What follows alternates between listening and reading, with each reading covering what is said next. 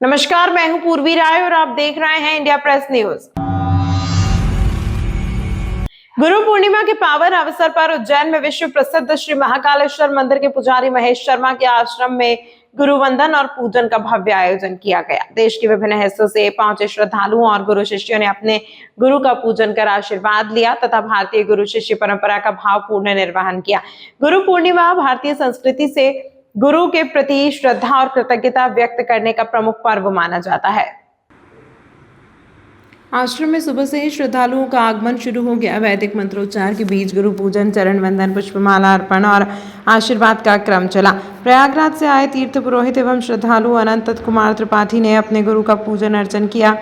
गुरु पूर्णिमा पर अपने गुरु महेश शर्मा का पूजन और आशीर्वाद प्राप्त करना उनके लिए सौभाग्य का विषय है। गुरु शिष्यों ने महेश शर्मा का पुष्पमालाओं से स्वागत किया, विधि विधान से पूजन किया और गुरु चरणों में नमन कर आशीर्वाद प्राप्त किया। गुरु पूर्णिमा के अवसर पर बड़ी संख्या में श्रद्धालु गुरु दर्शन और आशीर्वाद के लिए पहुंचे।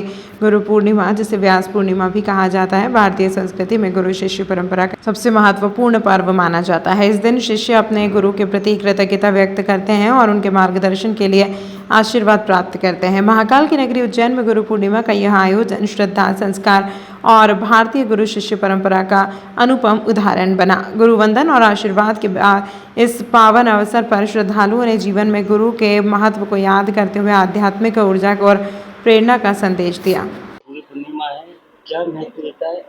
गुरु के बगैर शिष्य का उद्धार नहीं होता है, तो किस प्रकार से आशीर्वाद? इस ब्रह्मांड का यदि कोई गुरु है तो वो शिव है, और शिव यदि गुरु है तो सत्य और धर्म है, और यदि सत्य और धर्म है तो सत्यम शिवम सुंदरम ये दुनिया है। यदि ये दुनिया है तो शिव से सुंदर है। इसलिए गुरु पूर्णमासी का जो उत्सव और पर्व जो शिव के कारण जो जहाँ हुआ है, इस पृथ्वी पे, इस धरा पर, इस भारत में केवल गुरु की पूजा हुई है तो इस भारत में, और गुरु की पूजा करने के लिए भगवान स्वयं भी मनुष्य रूप में आकर शिक्षा लिए और शिक्षा लेकर गुरु को पूजा है। यानी ये गुरु का और शिष्य का संबंध है, और इस संबंध को निभाना यानी कि ये समझ के चले कि लोहे के चने चबाना है।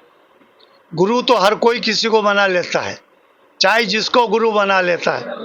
न उसका आचरण देखते हैं, न उसका चरित्र देखते हैं, न उसका व्यवहार देखते हैं, न उसकी क्रिया देखते हैं, न उसकी कला देखते हैं, न उसका इतिहास देखते हैं। केवल आवरण देख लिया, कंठे माला पहनी हुई देख ली, भगवा कपड़े पहन के देख लिया और गुरु बना लिया। तो ऐसे गुरु भी कभी कभी अपने शिष्य के लिए घातक होते हैं।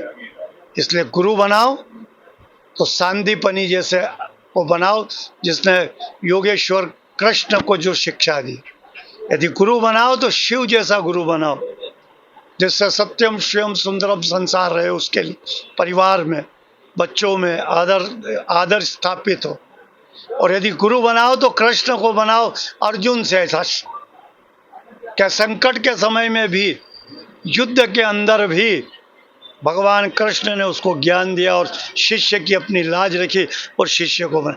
ये गुरु पूर्णमासी है, इसलिए गुरु पूजन करते हैं शिष्य लोग कि गुरु मार्गदर्शक भी रहे और गुरु संकट के समय अपने शिष्यों के लिए खड़ा रहे और उसे उस संकट से बाहर लाए।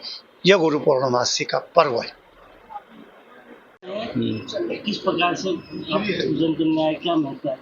हम लोग प्रयाग से आए हैं, प्रयाग के तीर्थ पुरोहित हैं, गुरु जी के लिए आए हैं। यहाँ पर ध्यान मूलम गुरोर मूर्ति, पूजा मूलम गुरोर पदम, मंत्र मूलम गुरोर वाक्यम, मोक्ष मूलम गुरोर कृपा। गुरु की जब कृपा होती है तभी मोक्ष होता है। उसके लिए हम लोग यहाँ प्रयाग से आकर के इकट्ठे हुए हैं और हम लोगों ने सच्चे मन से, सच्चे उससे हृदय से गुरु जी को चरणों में हम लोग प्रणाम करते हैं, मानते हैं।